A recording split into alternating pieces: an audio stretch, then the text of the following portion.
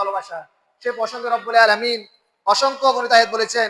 আল্লাহ রাব্বুল আলামিন ইরশাদ করতেছেন, ইন্নাল্লাহা ইউহিব্বুল লাযিনা ইউকাতিলুনা ফি সাবিলিহি সাফফান কাআন্নাহুম বুনিয়ানুম মারসুস। সূরা সফের 4 নং আয়াত আল্লাহ বলেন, আমি তাদেরকে ভালোবাসি যারা আমার রাস্তায় দলবদ্ধ হয়ে সারিবদ্ধ হয়ে জিহাদ করে, যুদ্ধ করে। সুবহানাল্লাহ।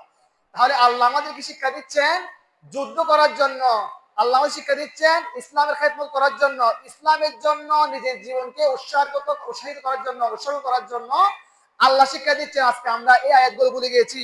আল্লাহ বলেন, ওয়ালা তাহসাবান্নাল্লাযীনা কুতিলু ফি সাবিলিল্লাহি আমওয়াত বাল আহইয়াউ ওয়ালাকিন লা তাশউরুন।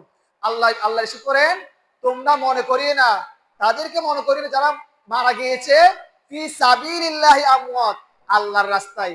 আল্লাহর রাস্তায় বলতে এই যে আজকে মহরমের যে কাহিনী, যে ইতিহাস আমরা জানি, অনেকগুলা ইতিহাসের মধ্যে সবচেয়ে গুরুত্বপূর্ণ একটা দিক নির্দেশন শিকার জন্য ত্যাগের মহিমা, ধৈর্যের মহিমা একমাত্র একদম শেষ পর্যায়ে এসে যে ঘটনা আমরা হচ্ছে এটা কারবালার কাহিনী।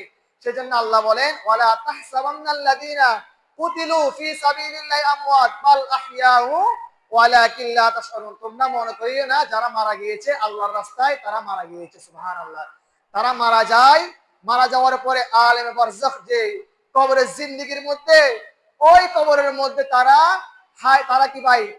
খাদ্য পায়, নামাজ পড়ে, রিজিক পায়। সুবহানাল্লাহ। তাহলে আল্লাহ বলতেছেন যারা মারা যায়, শহীদ হয় আল্লাহর রাস্তায়।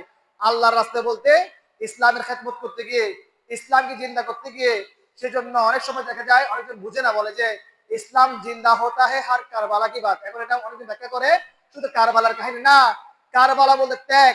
এই ত্যাগ বলতে শুধু কারবালার কাহিনী না, ত্যাগ বলতে ইসলাম তখনই জিন্দা হয় কোনো না কোনো নবী যখন কষ্ট পেয়েছেন, যে বনি ইসরাইল যারা ছিল তারা মুসা আলাইহিস সালামকে কষ্ট দিয়েছেন, উনি ধৈর্য ধরেছেন। যারা আমাদের আগে যারা নবী ছিল, আমাদের নবীর আগে যারা নবী ছিল, তারা কষ্ট পেয়েছেন, ধৈর্য ধরেছেন, তারা সবর করেছেন, ওইগুলাও ত্যাগ।